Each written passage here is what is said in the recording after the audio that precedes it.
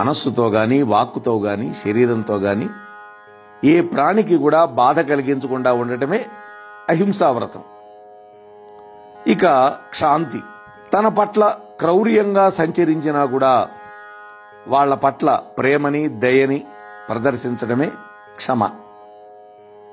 క్షమ అనేది దేవతా లక్షణం. ఇది పరమేశ్వరుడి యొక్క ప్రేమ స్వరూపం. క్షమామూర్తి జ్ఞానస్వరూపుడవుతాడు. ఇక ఆర్జవం అంటే రుజువర్తనం. తన శీలంలో కుటిలత్వం లేకుండా ఉండటమే ఆర్జవం. తన మనస్సులో ఏదనుకుంటాడో దాన్నే నోటితో చెప్పడం, నోటితో చెప్పిన విధంగా ఆచరించటం. అంటే మనోవాకాయ కర్మలు 3 కూడా సమన్వయం ఉండాలి. ఇది జ్ఞాన లక్షణం. ఇక ఆచార్యోపాసన. తనకి ఆత్మ ప్రబోధం చేసినటువంటి ఆచార్యుడు పరమ పూజనీయుడు. ఆయనకు ప్రణిపాతం చేసి ఆయన వల్ల జ్ఞానాన్ని పొందాలి. గురువు అంటే భౌతిక శరీరం కాదు, మూర్తీభవించినటువంటి భగవంతుడి యొక్క స్వరూపమే అని అనుకోవాలి. ఆచార్యోపాసన ఎవడు చేస్తాడో వాడికి జ్ఞానం లభిస్తుంది. ఇక 7వది శౌచం. శారీరక పరిశుభ్రత, మానసిక పరిశుభ్రత 2 కూడా కావాలి. కేవలం స్నానం చేశాడు, శరీరం శుభ్రపడితే కుదరదు. మనస్సులో మాలిన్యం పోకపోతే భగవంతుడు అక్కడికి వచ్చి కూర్చోడు నీ హృదయంలో. అంటే బాహ్య, అభ్యంతర ఈ 2 శుచులు కావాలి. ఇక 8వది స్థైర్యం. స్థిరత్వం అనేది జ్ఞాని యొక్క లక్షణం. ఈ వివరణని స్థిరమతి అని భక్త లక్షణాలు కూడా చెప్పాడు 12వ అధ్యాయం 19వ శ్లోకంలో. ఇక మనోనిగ్రహం. సామాన్య మానవుడి యొక్క మనస్సు ఎప్పుడు కూడా ప్రాపంచిక విషయాల పట్ల పరిగెత్తూ ఉంటుంది. కాబట్టి ఏకాగ్ర చిత్తం ఏదైతే ఉందో అది జ్ఞాన లక్షణం. ఇంద్రియార్థేషు వైరాగ్యం అన్నాడు 10వది. అంటే ఇంద్రియాలు వాటి యొక్క ఇంద్రియ విషయాల పట్ల ఆసక్తి కలిగి ఉంటాయి, వాటితో లంపటంతో ఉంటాయి. అందువల్ల ఏం చేయాలి?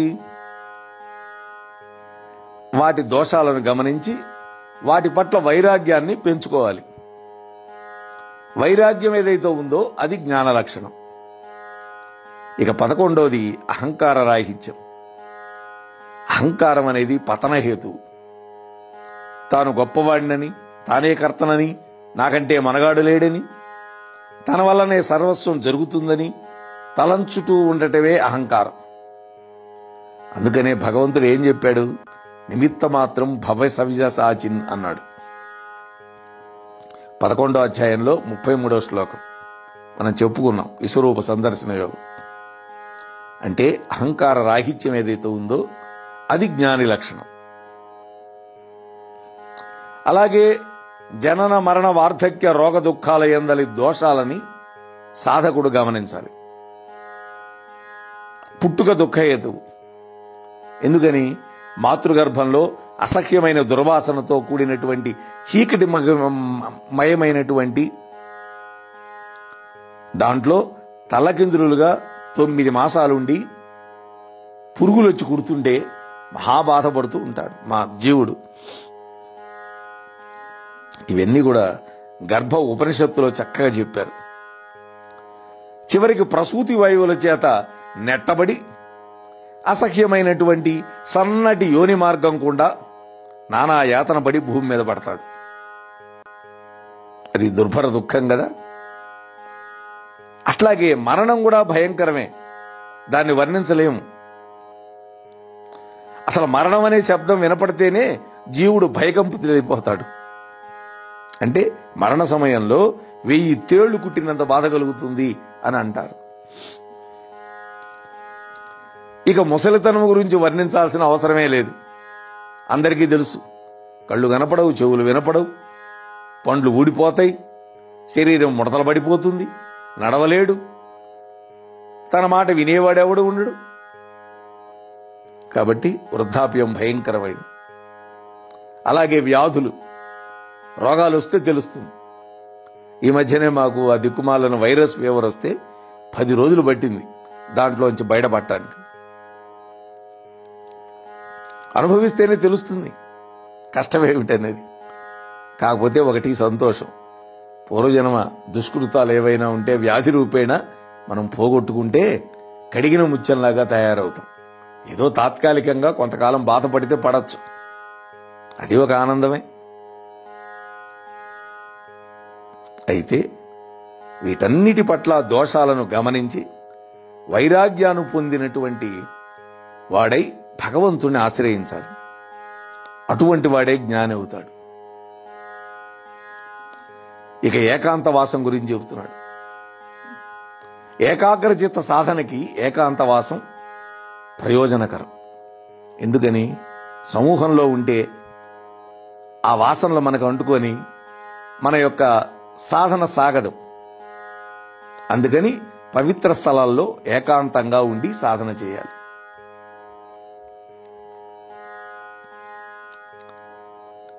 ఆ తర్వాత తత్వజ్ఞాన దర్శనం, ఆధ్యాత్మిక సాధన యొక్క మహాఫలం ఏమిటయా అంటే ఆత్మజ్ఞాన ప్రాప్తి. అంటే మోక్షమే దీని యొక్క లక్ష్యం అని జ్ఞాని గుర్తిస్తాడు. ఆధ్యాత్మిక సాధనం చేసే సమయంలో సాధకుడికి కొన్ని సిద్ధులు వస్తాయి, అవే అష్టసిద్ధులు. కానీ అక్కడ ఆగిపోకూడదు. సాధన లక్ష్యం ఏంటి? మోక్షం. అది లభించే వరకు చేస్తూనే ఉండాలి. సిద్ధులు మహిమలు మోక్షాన్ని ఇవ్వలేవు, అవి అవరోధాలు. ఈ రీతిగా నిత్య దైనందిన జీవితంలో జ్ఞాన సాధకులని, జ్ఞాన సాధనల్ని, జ్ఞాన స్వరూపాన్ని, నిత్య జీవిత పవిత్రతని తేటతెల్లంగా ఈ అధ్యాయంలో ఈ 4-5 శ్లోకాలలో పరమాత్మ జ్ఞేయ స్వరూపాన్ని జ్ఞానం చేశాడు. ఈ తర్వాత శ్లోకాల్లో జ్ఞేయం అంటే దేనిని తెలుసుకున్న ఎడల మోక్షం కలుగుతుందో దానినే పరబ్రహ్మమని చెబుతారు అంటున్నాడు. జ్ఞేయం అంటే ఆ పరబ్రహ్మ అనాది అయింది, సర్వశ్రేష్టమైంది. ఇది సత్తును కాదు, అసత్తును కాదు, వీటికంటే విలక్షణమైనది అంటున్నాడు. ఇక్కడ జ్ఞేయమైనటువంటి పరబ్రహ్మాన్ని గురించి సూటిగా భాషతోటి వర్ణించలేము, మనస్సు చేత ఊహింపలేము. కాబట్టి దాని లక్షణాలు వర్ణించాడు. అంటే పరమాత్మానుభవం చేత అమృతత్వం కలుగుతుంది. ప్రపంచంలో ఏ వస్తువు వల్ల వాస్తవమైనటువంటి సుఖం గాని, నిరతిశయమైనటువంటి ఆనందం గాని లభించే అవకాశం లేదు. ఏ వస్తువు వల్ల అయినా సరే కొంతకాలమే ఉంటుంది. ఒక సెల్ ఫోన్ కొన్నాం, ఆ కొన్న కొత్తల్లో అదే ప్రపంచం. అదేమైనా చెడిపోయిందనుకో కొంచెం, ఇక దుఃఖమే. అంటే అది సంయోగ వియోగమైంది. పరబ్రహ్మం మాత్రం అనాది, అంటే కాలాతీతం. అందువల్ల ఋషులు గాని, దేవతలు గాని పరమాత్మల యొక్క తత్వాన్ని గుర్తింపలేరు. పరమాత్మ సత్ మరియు అసత్ ఈ రెండూ కూడి ఉంటుంది. నామరూప గుణాలు లేనటువంటి కారణం వల్ల పరమాత్మ సత్ కాదు.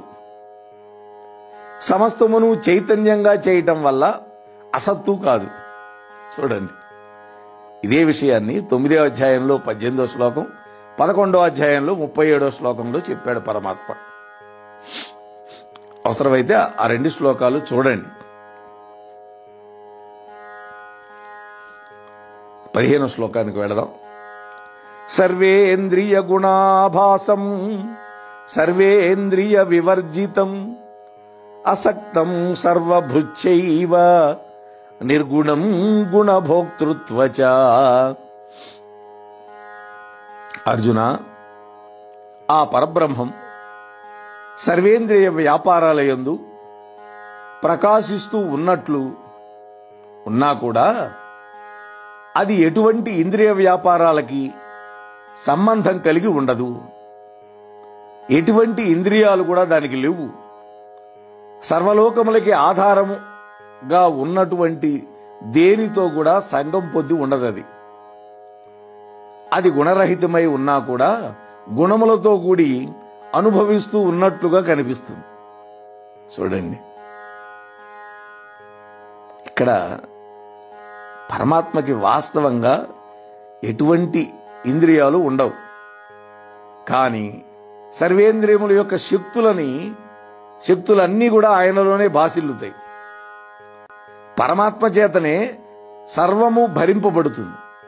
సమస్తమునకు ఆధారం ఆ పరబ్రహ్మమే. అంతమాత్రం చేత పరబ్రహ్మము దేని చేత సంఘాన్ని పొందదు. సాక్షి మాత్రంగా చూస్తుంటుంది అంతే. అతడు సంఘరహితుడు. సర్వ వ్యాపారాలని ఆత్మ సాన్నిధ్యం చేతనే జరుగుతూ ఉంటే కూడా ఆత్మ మాత్రం నిర్లిప్తంగా ఉంటుంది. పరమాత్మ నిర్గుణుడు, ఎటువంటి గుణాలు లేవు ఆయనకి. కానీ ఆయన సర్వగుణాలతో భాసిల్లుతూ ఉన్నట్టుగా మనకి అనిపిస్తుంది. అది ఆ పరబ్రహ్మం సమస్తమైనటువంటి చరాచర భూతాముల యందు లోపల వెలుపల ఉంటాడు. అది మిక్కిలి సూక్ష్మమైనది కావటం వల్ల అజ్ఞానులకు తెలియదు, వాళ్ళు తెలుసుకోలేరు. అజ్ఞానికి అది దూరంగా, జ్ఞానికి దగ్గరగా కనిపిస్తుంది. అంటే భగవంతుడి యొక్క సర్వవ్యాపకత్వం మళ్ళా నిరూపిస్తున్నాడు. భూతజాలాలలో చైతన్య శక్తి స్పష్టంగా కనిపిస్తుంది. అది మిగిలిన ప్రదేశములంతటా కూడా నిండే ఉంటుంది. వివిధ కార్యక్రమాలను మనం రేడియో సాధనం ద్వారా వినగలుగుతాం కదా. కానీ ఆ రేడియో శబ్ద తరంగాలు రేడియో సెట్లు లేని ప్రదేశంలో కూడా ఏ విధంగా నిండి ఉంటాయో అదే విధంగా ఆత్మ చైతన్యం దానిని వ్యక్తం చేసే భూతజాలంలో మాత్రమే కాకుండా సర్వత్రా వ్యాపించి ఉంటుంది. ఇది రేడియో సెట్ ఉన్నా లేకపోయినా ఆ తరంగాలు ఉంటాయి. రేడియో సెట్ ఉంటే దాన్ని గ్రహించి మనకు అందిస్తుంది.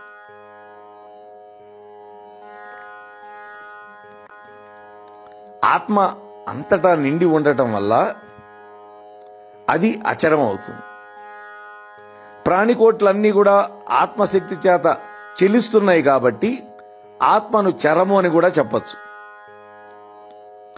సర్వవ్యాపకం, సమస్తాన్ని చైతన్యవంతం చేసేది కావటం వల్ల దానిని మనం చూడలేము, మనస్సుతో కూడా భావించలేకుండా ఉన్నాం. ఆత్మ అనేది సూక్ష్మం కావటం వల్ల దానిని మనం దర్శించుకోలేము, దాన్ని భావన కూడా చేయలేము. ఒక వస్తువు స్థూలమయ్యే కొద్దీ దాన్ని ఇంద్రియాల చేత గుర్తించడానికి వీలవుతుంది. భూమి చాలా పెద్ద స్థూల పదార్థం కాబట్టి దాన్ని చేత్తో తాకచ్చు, చూడొచ్చు, ఆగ్రహించవచ్చు, ఇవన్నీ చేయొచ్చు. జలం భూమి కంటే సూక్ష్మం, అందుచేత దాన్ని గ్రహణం చేయలేం.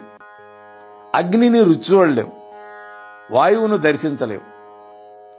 ఆకాశంలో శబ్దగుణకం మాత్రమే ఉంది, దాన్ని పరిశీలించి అనుభవించలేం. ఆకాశానికి కూడా ఆధారమైంది ఏమిటి? ఆత్మ. అంటే ఆత్మ సర్వవ్యాపకం కావటం వల్ల దూరంగా ఉన్నా దగ్గరగా ఉన్నా, దూరంగా ఉందని చెప్పొచ్చు లేదా దగ్గరగా ఉందని చెప్పొచ్చు. అయితే అంతర్ముఖుడైనటువంటి జ్ఞానికి భగవంతుడు అతి సమీపంగా సర్వత్రా ఉంటాడు. అజ్ఞానికి అతడు కనపడ్డు కాబట్టి దూరంగా ఉన్నవాడే అవుతుంది అజ్ఞాని విషయంలో. ఆ పరబ్రహ్మం అవిచ్ఛిన్నమై ఉన్నా కూడా సమస్త భూతాలయందు భిన్న భిన్నంగా ఉన్నట్టు కనిపిస్తుంది. ఆ పరబ్రహ్మం పోషించినటువంటిది, లయం చేసేనటువంటిది, అట్లాగే పుట్టించేటటువంటిది లాగా ఉన్నది అంటున్నాడు. ఆత్మజ్ఞాన సాధనాల ద్వారా తగినదై ఉన్నా కూడా జ్ఞాన సాధనములు అన్నీ కూడా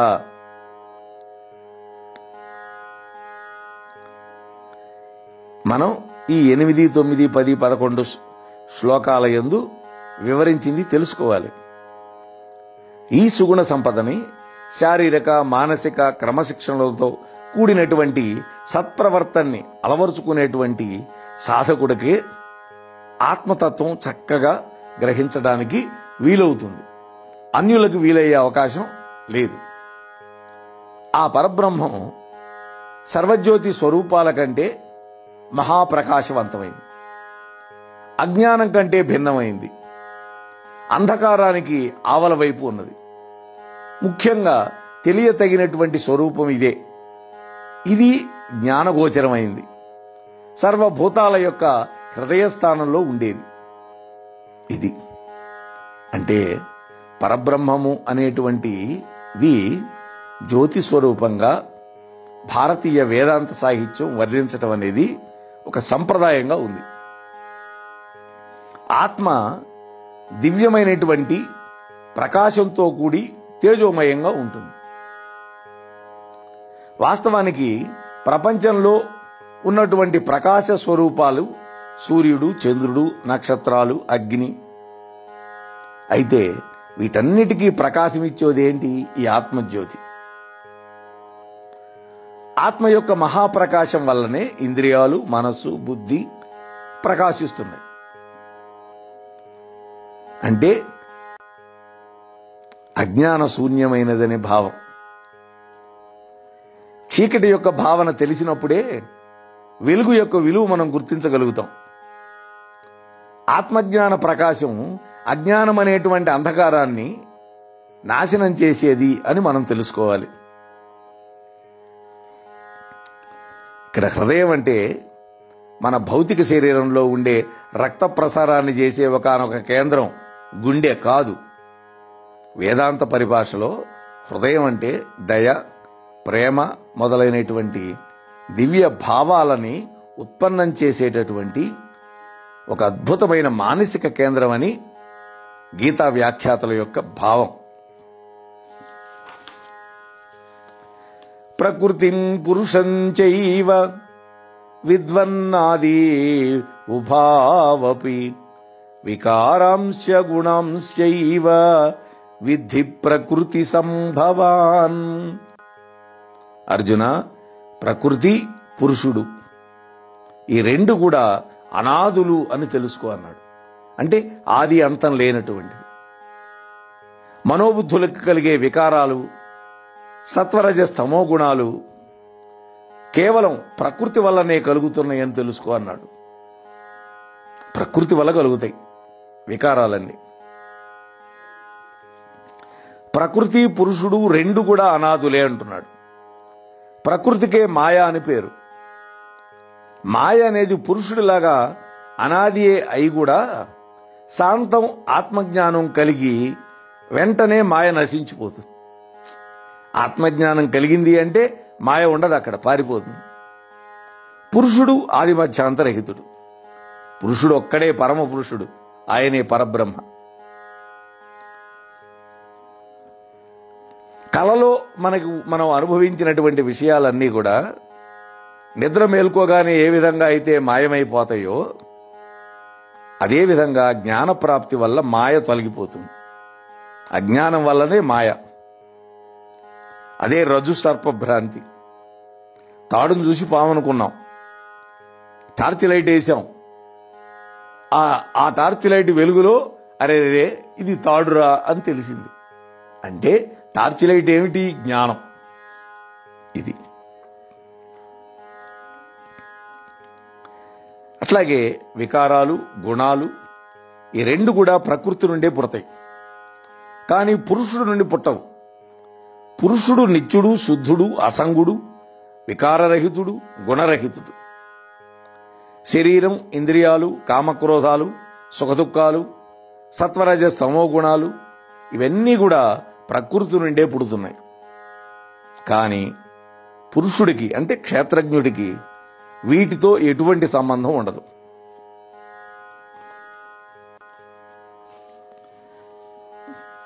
పురుషః ప్రకృతిస్థో హి భుంక్తే ప్రకృతిజాన్ గుణాన్ కారణం గుణసంగోస్య సదసద్యో నిజన్మసు. 22వ శ్లోకం. ప్రకృతి అందున్నటువంటి కారణం వల్ల పురుషుడు ప్రకృతి యొక్క గుణాలతో సంయోగాన్ని పొందుతూ మంచివి నీచాలు అయినటువంటి జన్మనెత్తడానికి కారణమవుతుంది అంటున్నాడు. పురుషుడు వాస్తవంగా సచ్చిదానంద స్వరూపుడు, సుఖదుఖాది ద్వంద్వాలకి అతీతుడు. అయినా కూడా శరీరంలో అంటే ప్రకృతిలో ఉన్న కారణం వల్ల శరీర లక్షణాలతో కూడి ఉన్నట్లుగా మనకు అనిపిస్తుంది. అంతేకాకుండా తన యొక్క సర్వజ్ఞత్వాన్ని సర్వవ్యాపకత్వాన్ని మరచిపోయి ప్రకృతి సంబంధమైనటువంటి సుఖదుఖాలు మానవమానాలు జయాపజయాలు ఇటువంటి ద్వంద్వాలతోటి లీనమై వాటిని అనుభవిస్తూ ఉంటాడు. దీనికి ప్రధాన హేతువు ప్రకృతి యొక్క సంగమం. ఈ సంయోగ కారణం వల్ల పురుషుడు సంసారంలో బంధితుడై సుఖదుఖాలు అనుభవిస్తూ ఉంటాడు. అంత మాత్రమే కాదు, బలీయమైనటువంటి శారీరక సంయోగ బంధనం మళ్ళా జన్మలను ఎత్తుతూ ఒకప్పుడు ఉత్తమ యోనుల యందు మరొకప్పుడు నీచ యోనుల యందు పుడుతూ ఉంటాడు. ఈ జనన మరణం చక్రం నశించాలి అంటే పురుషుడు మళ్ళా తన యొక్క పూర్ణ స్వరూప భావాన్ని పొందాలి. దానికి సంగరాహిత్యం అనేది సాధనం. అంటే వివేకము వైరాగ్యం ఈ రెండింటి చేత జీవుడు తన యొక్క నిత్య సత్య శుద్ధ స్వరూపాన్ని పొందగలుగుతాడని మనం అర్థం చేసుకోవాలి. పురుషుడు ఈ దేహంలో ఉన్నప్పటికీ ఈ దేహం కంటే భిన్నమైన వాడిగా సాక్షిగా అనుమతించువాడిలాగా భరించేవాడిలాగా అనుభవించేవాడిలాగా పరమేశ్వరుడులాగా పరమాత్మగాను చెప్పబడుతున్నాడు అన్నాడు. అంటే నశించేటటువంటి స్వభావం కలిగినటువంటి శరీరంలో ఉన్నటువంటి జీవుడు పురుషుడు లేకపోతే ఆత్మ వాస్తవంగా పరబ్రహ్మమే అనడంలో సందేహం ఎంత మాత్రం లేదంటున్నాడు. అంటే ఉదాహరణ చెప్తున్నాడు ఇక్కడ. ఆకాశ వీధిలో ప్రకాశించే పరిశుద్ధమైనటువంటి సూర్యబింబం చెలిస్తూ ఉన్నటువంటి తటాక జలంలో ప్రతిబింబించినప్పుడు ఆ జలముల యొక్క సంచారం వల్ల సూర్యుడు చెలిస్తున్నట్టుగా కనపడుతుంది. కానీ వాస్తవంగా సూర్యబింబానికి సంచలనాది గుణాలు లేవు కదా. అట్లే ఆత్మ కూడా వివిధ వికారాలతో గుణములతో నిండి ఉన్నటువంటి శరీరంలో ఉన్నా కూడా దాని యొక్క వాస్తవమైనటువంటి సచిదానంద స్వరూపానికి ఎటువంటి భంగం లేదు. ఇది ఇక్కడ ఉపద్రష్ట అన్నాడు. అంటే యజ్ఞయాగాదులు చేసేటప్పుడు ఋత్వికులను యజమాని చేయించే కార్యములన్నీ తిలకిస్తూ తననేమీ చెయ్యకుండా ఉండేవాడు ఉపద్రష్ట అంటాడు. అంటే పరమాత్మ మానవ దేహంలో ఉన్నా కూడా అతడు ఉపద్రష్టే. సర్వానికి సాక్షిభూతుడుగా ఉంటాడు. సర్వాన్ని భరించేవాడు ఆయనే, భోక్త ఆయనే, శాసనకర్త ఆయనే. అతడే పరమాత్మ, అతడే పరబ్రహ్మమై ఉన్నాడు అని గ్రహించాలి అంటున్నాడు.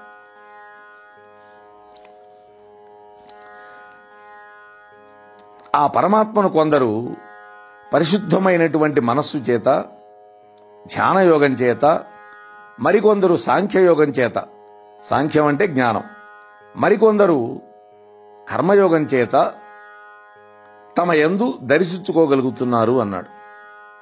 ఇక్కడ ధ్యాన మార్గం అంటే మనోవృత్తులని ఏకాగ్రం చేసి తైలధారలాగా నిరంతరము ఆత్మయందు లగ్నం చేయడమే ధ్యానం. 6వ అధ్యాయంలో చెప్పాడు. ఇక సాంఖ్య మార్గం ఇదే జ్ఞాన మార్గం. వివేక వైరాగ్యాలు, శమాధి, షట్ సంపత్తి, ముముక్షత్వం మొదలైనటువంటి సాధనా చతుష్టయాలను సంపాదించిన మీదటనే ఇది సాధ్యమవుతుంది. ఇక మూడోది కర్మ మార్గం. ఫలితాన్ని ఆశించకుండా భగవంతుడి యొక్క ప్రీతి కొరకు కర్మాచరణం చేయటం వల్ల మనస్సు పరిశుద్ధం అవుతుంది. ఎప్పుడైతే మనస్సులో మాలిన్యం తొలగిపోతుందో ఆ మనస్సులో పరమాత్మ ప్రకాశిస్తాడు. భక్తి మార్గం కూడా ధ్యాన మార్గంలో అంతర్భాగమై ఉన్నందువల్ల ప్రత్యేకంగా ఇక్కడ చెప్పల. అయితే ఈ మార్గంలో ఒకటి ఎక్కువ, ఒకటి తక్కువ, ఒకటి ఉత్కృష్టమైంది, ఒకటి నీచమైంది అని మనం అనుకోకూడదు అంటున్నాడు. ఓ అర్జున, ఈ ప్రపంచంలో స్థావర జంగమాత్మకమైనటువంటి ఏ పదార్థమైనా సరే అది క్షేత్రజ్ఞుల యొక్క సంయోగం వల్ల మాత్రమే కలుగుతుందని గ్రహించు అంటున్నాడు. అంటే ప్రపంచంలో వస్తు సముదాయాలన్నీ కూడా రెండు వర్గాలకు చెంది ఉంటాయి. అంటే కొన్ని చెలించేవి, కొన్ని కదలకుండా ఉండేవి. చరములు, అచరములు అంటాం మనం. ఈ చరాచరములైనటువంటి సమస్త సమూహాలు కూడా కేవలం ఎక్కడి నుంచి పుడతాయి? ప్రకృతి వల్ల జన్మించడం, పుట్టల్లా ప్రకృతి వల్లనే పుట్టట్లా. అంతేకాకుండా కేవలం పురుషుని వల్లే పుట్టట్లా. చూడండి, ప్రకృతి పురుషుల యొక్క సంయోగం వల్ల కలుగుతున్నాయి. అంటే క్షేత్రజ్ఞుల యొక్క సంయోగం వల్ల ఇవన్నీ పుడుతున్నాయి, చరాచరాలన్నీ కూడా. అంటే జడములు, చైతన్యాలు, ఈ రెండిటి వల్ల సృష్టి కలుగుతుంది. మనకి జడంగా కనిపించే పర్వతాలు, రాళ్లు మొదలైన వాటిల్లో కూడా చైతన్యం ఉంది. అలాగే కదిలేవి ఉన్నాయి, పక్షులు, మృగాలు, మానవులు, వీళ్ల గురించి చెప్పక్కర్లా. సర్వము కూడా భగవంతుడి యొక్క దివ్య చైతన్యం వల్లనే నిండి ఉన్నది అని తెలుసుకోవాలి. సమం సర్వేషు భూతేషు తిష్టంతం పరమేశ్వరం వినశ్యస్వ వినశ్యత్వం యః పశ్యతి సపశ్యతి. 28వ శ్లోకం. సర్వభూతముల యందు సముడై ఉన్నటువంటి పరమాత్మని ఆయా భూతజాలముల యొక్క శరీరాలు నశించిపోయినా కూడా నాశనము లేనిదిగా ఎవడు తెలుసుకుంటున్నాడో వాడే యథార్థాన్ని గ్రహించిన వాడవుతాడు. వాడే వాస్తవాన్ని దర్శించగలిగినవాడు. అంటే ప్రపంచంలోని సమస్త వస్తువులు కూడా నిరంతరం పరిణామశీలంగా ఉంటాయి, మార్పు చెందుతూ ఉంటాయి. పుట్టడం, పెరగడం, రోగగ్రస్తం అవడం, క్షయమైపోవటం, చిట్ట చివరికి నశించిపోవటం. ఇదే ప్రపంచంలో జరుగుతున్నటువంటి నిత్య వ్యవహారం. ఈ విధంగా సర్వ వస్తువులు నశించిపోతాయి. కానీ నాశనము లేనటువంటి పరమాత్మని ఎవడైతే దర్శించగలుగుతాడో వాడు సర్వశ్రేష్ఠుడు. సముద్రంలో తరంగాలు పుడతాయి, పెరుగుతాయి, చిట్ట చివరి వరకు మళ్ళీ ఏం చేస్తాయి? ఆ సముద్రంలోనే లయమైపోతాయి. కానీ తరంగములకు ఆధారమైనటువంటి సముద్రం మాత్రం నిత్యంగా ఉంటుంది. చూడండి,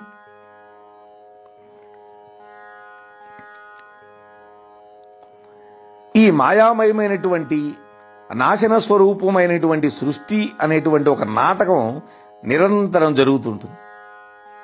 దీని యొక్క యథార్థ తత్వాన్ని ఎవడైతే గ్రహించగలుగుతాడో వాడు మాత్రమే జ్ఞాని, అతడే దర్శించేవాడు. బాహ్య నేత్రాలతో పదార్థ యొక్క పరమాత్మ తత్వాన్ని చూడలేము. మన నేత్రాలు మన మనస్సులో ఉన్న భావాలని, తలంపులను చూడలేవు. భావం కంటే, మానసిక చింతనల కంటే సూక్ష్మాతి సూక్ష్మమైనటువంటి పరమాత్మని ఈ మాంస నేత్రాలతో చూడలేం. కాబట్టి జ్ఞాన నేత్రాలు కావాలి. అటువంటి వాడే వాస్తవాన్ని దర్శింపగలుగుతాడు అని పరమాత్మ చెబుతూ ఉన్నాడు. సమస్త ప్రాణికోట్ల యందు నిండుగా ప్రకాశించే పరమాత్మని సమంగా వ్యాపించి ఉన్నటువంటి విధంగా చూస్తూ ఉన్నటువంటి మనుష్యుడు తన ఆత్మను తాను హింసించుకోడు అన్నాడు. కాబట్టి అతడు పరమగతిని పొందుతాడు.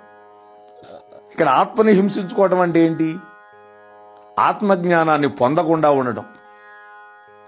ఆత్మజ్ఞానం లేనివాడు ఆత్మహత్య చేసుకున్నవాడే అవుతాడు. కాబట్టి ప్రతి మానవుడు కూడా ఆత్మజ్ఞానం పొందాలి. ఆత్మ అంతటా వ్యాపించి ఉంది. ఆత్మ అంతటనే సమానంగా ఉంది. దీన్ని పొందినవాడు మోక్షాన్ని పొంది తీరతాడు. అనాదిత్వా నిర్గుణత్వాత్ పరమాత్మాయమవ్యయః శరీరస్థోపి కౌంతేయ న కరోతి న లిప్యతే. 32వ శ్లోకం. ఆది లేనివాడు కావటం వల్ల, గుణరహితుడవటం వల్ల, నాశరహితుడు కావటం వల్ల పరమాత్మ యొక్క శరీరంలో ఉన్నటువంటి ఏమీ కూడా చేయటల్లా. పరమాత్మ శరీరంలో ఉన్నా కూడా ఏమీ చేయటల్లా. దేనితోటి సంగం లేకుండా నిర్లిప్తంగా ఉండేటటువంటిదే అవుతున్నది ఆ పరమాత్మ తత్వం. ఈ శ్లోకంలో వేదాంత సత్యసూక్తిని పరిణితి పొందినటువంటి వేదాంత విద్యార్థులకు మాత్రమే చక్కగా అర్థం అవుతుంది. వేదాంత శాస్త్రంలో ఉన్న ప్రారంభ విద్యార్థులకి దీన్ని బాగా గ్రహించడానికి కొంచెం కష్టమే. కాబట్టి ఈ పరమసత్య సిద్ధాంతాన్ని అనుష్ఠాన వేదాంతం చేత మాత్రమే గ్రహించగలుగుతుంది. వాచా వేదాంతం పనికిరాదు. పరమాత్మ శరీరంలో ఉన్నా కూడా నిష్క్రియుడు, నిస్సంగుడు అని చెప్పాడు కదా. దీనికి 3 కారణాలు చెప్పాడు. ఏమిటి? పరమాత్మ అనాది అంటే మొదలు లేదు ఆయనకి, అంటే నిరంతరము ఉండేవాడు. అతడు కారణరహితుడు. ఆత్మ అనేది అనాది కావటం వల్ల అంతం లేదు. కారణరహితుడు కావటం వల్ల ఆత్మ అనేదానికి వికారాలు గాని మార్పులు గాని ఉండవు. వికారాలు దేనికి ఉంటాయో దానికే నాశనం. వికారాలు లేని ఆత్మకి నాశనం ఉండదుగా. అట్లాగే ఆత్మ గుణరహితుడు. ఆత్మకు వికారాలు లేవు. అంటే జననం, వృద్ధి పొందటం, మార్పులు పొందటం, క్షీణించటం, నశించిపోవటం ఇవన్నీ లేవు. గుణాలు కలిగింది ఒకానొక భౌతిక పదార్థం మాత్రమే అవుతుంది. పదార్థాలన్నీ నశించే స్వభావం ఉండేవే. సర్వసృష్టినికి ఆధారమైనటువంటి ఆత్మ గుణరహితమైంది. పరమాత్మ నాశనరహితుడు. ఆత్మ కారణరహితం, గుణరహితం కావటం వల్ల అవినాశి అవుతుంది. దానికి నాశనం లేదు.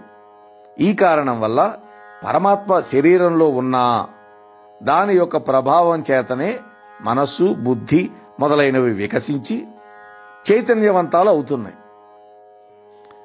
దీనిని వాస్తవ దృష్టితో చూస్తే ఆత్మ మాత్రం తనకు తానుగా ఏమి కూడా చేయటల్లా, దేనితోనూ లంపటం పెట్టుకోదు.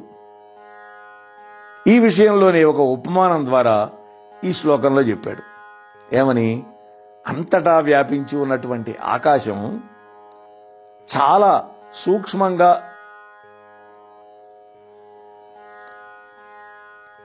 ఉండటం వల్ల దేని చేతను తాకబడకుండా నిస్సంగంగా ఉండే విధంగా పరమాత్మ కూడా శరీరంలో ఉన్నా కూడా దానితో తాకబడదు అన్నాడు.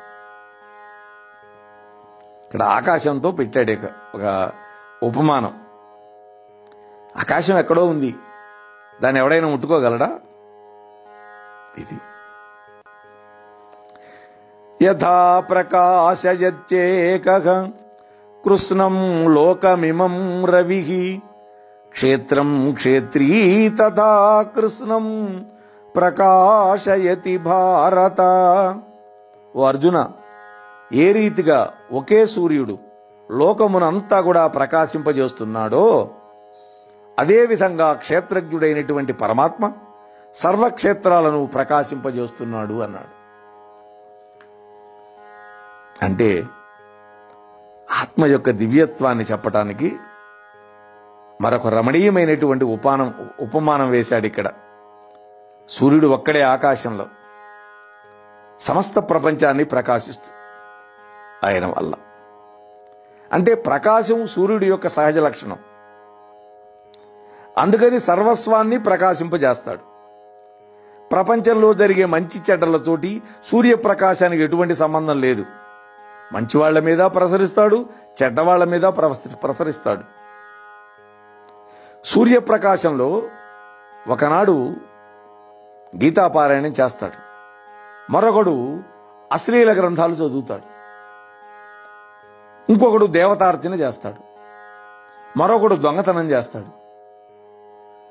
అంత మాత్రం చేత సూర్యుడికి మనం చేసే ఆ కార్యకలాపాలకి ఏమైనా సంబంధం ఉంటుందా? స్తోత్రం చేసినా నిందించినా సూర్యుడు వికారం పొందడు. అదేవిధంగా ఆత్మ కూడా స్వయం ప్రకాశమైంది. ఆత్మ ప్రకాశం వల్లనే మనస్సు, బుద్ధి, శరీరం, ఇంద్రియాలు ప్రకాశిస్తూ వివిధమైనటువంటి మంచి చెడ్డల యొక్క కర్మల యందు వ్యవహరిస్తూ ఉన్నటువంటి శరీరంలో ఆత్మకు వీటితో సంబంధం ఉండదు. ఇది కాబట్టి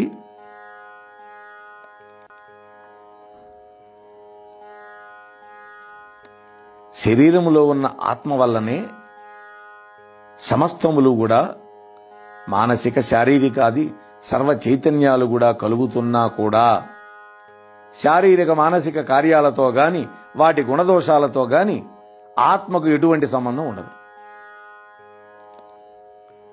చివరి శ్లోకం, క్షేత్ర క్షేత్రజ్ఞయోరేవం అనంతరం జ్ఞానచక్షుషా భూత ప్రకృతి మోక్షంచ ఏ విదుర్యాంతి తే పరం. అర్జున, ఎవ్వరు ఈ విధంగా జ్ఞానదృష్టి కలిగిన వాళ్ళై క్షేత్రజ్ఞుల యొక్క భేదాన్ని, భూతజాలానికి కారణమైనటువంటి ప్రకృతి నుండి విముక్తిని పొందేటటువంటి విధానాన్ని తెలుసుకుంటారో వాళ్ళు పరబ్రహ్మాన్ని పొందుతారు అన్నాడు పరమాత్మ. ఈ శ్లోకం చివరిది. ఈ అధ్యాయంలో ఉన్నటువంటి సార విశేషం అంతా కూడా సమీక్షాపూర్వకంగా మళ్లీ గానం చేశాడు. క్షేత్రం యొక్క, క్షేత్రజ్ఞుని యొక్క లక్షణాలను సాధకుడు గుర్తించాలి. నశించేది క్షేత్రం, అవినాశి క్షేత్రజ్ఞుడు. ఈ రెండిటికి ఉన్నటువంటి తారతమ్యాన్ని చక్కగా గ్రహించాలి సాధకుడు. క్షేత్రజ్ఞ లక్షణాలని క్షేత్రములో ఆపాదించుకొని మానవుడు దుఃఖపడుతూ ఉంటాడు.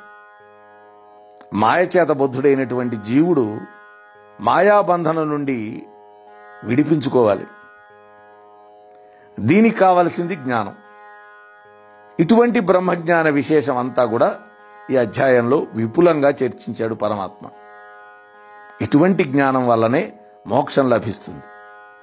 ఇదే జీవిత లక్ష్యం కావాలి అని ఈ అధ్యాయాన్ని ముగించుకొని రేపు 14వ అధ్యాయంలోకి శ్రీకృష్ణ పరమాత్మ యొక్క అనుగ్రహంతో ప్రవేశిద్దాం. అంతవరకు మోహనవాణి తెలుగు పోడ్కాస్ట్ ఛానల్ ని లైక్, షేర్, సబ్స్క్రైబ్ చేయండి. ప్రక్కనున్న గంటను మ్రోగించండి.